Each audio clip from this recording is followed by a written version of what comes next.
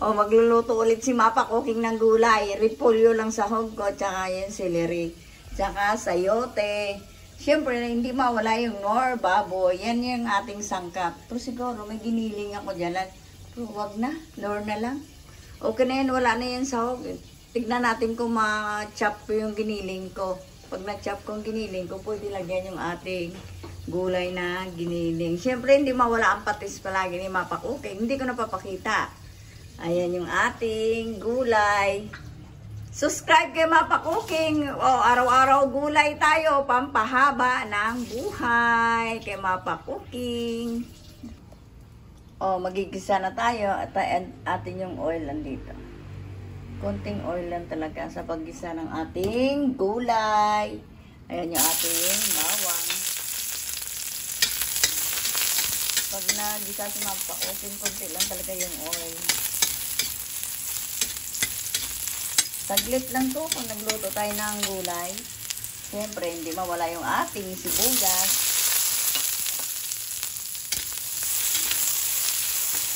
Hindi na tayo maglalagay ng kamatis. Mahal kamatis. Nagtitipid si Mapa Cooking.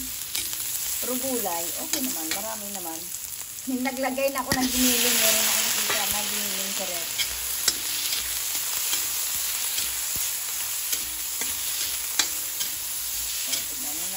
Yung ating giniling. Kasi nag-yelo. Siyempre, hindi mawala yung ating patis. Ang palasa palagi ni Mapa Cooking patis.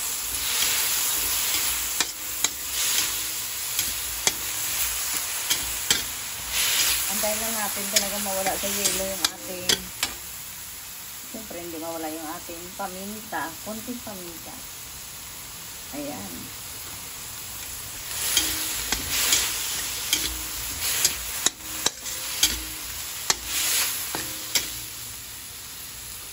Tigas pa.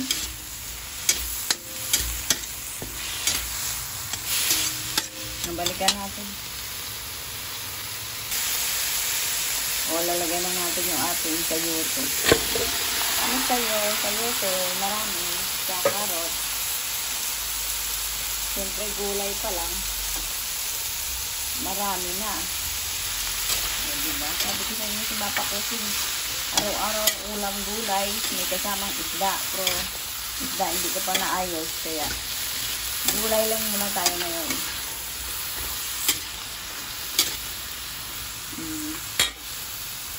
Ito muna natin.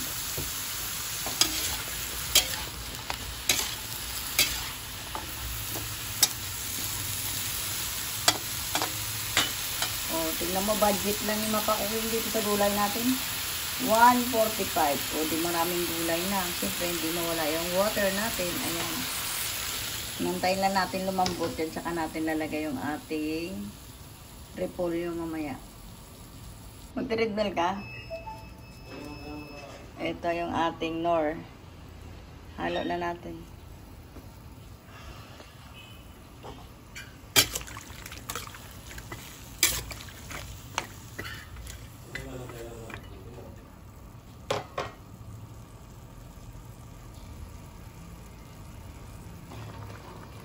O, lalagay na natin yung ating repolyo. Siyempre, tignan mo yung repolyo natin. Napakarami. Kasi masarap yung maraming gulay. Magulay si Mapa Cooking ba nagluto. Kasi nga, o, tatakay pa natin para lumiit yung ating repolyo. Haluin natin mamaya. Okay, Dok? Ayan. O, haluin na ni Mapa Cooking. Medyo lumiit na. Kasi mahirap maghalo ng walang taga-video, o, diba? Ang sarap ng ating gulay. Tignan mo.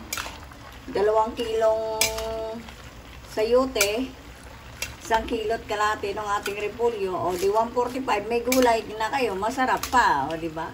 Kunting giniling. Ayan. Luto na yan. Kulo lang yung ating repolyo. Luto na to. Okay na rin yung lasa. Hindi na tayo naglagay ng budbud at mayroon na tayong nor. Kaya masarap na yung ating gulay. Kulo na lang yan. Antayin na lang natin maluto talaga ng konti yung ating repolyo. Luto na yung ating sayote.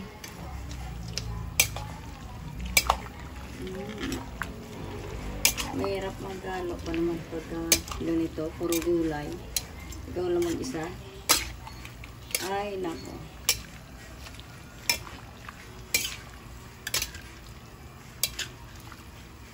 Masarap, diba? Yan yung ating gulay.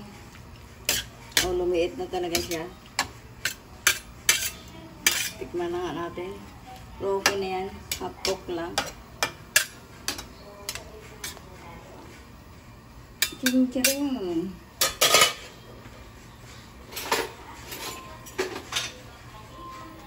Diba? Ang sarap ng ating gulay. Half cook lang talaga yung ating gulay.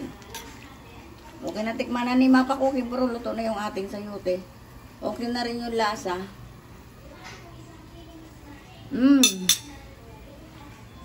Ang sarap. Tama yung lasa. Kain na. Thank you for watching.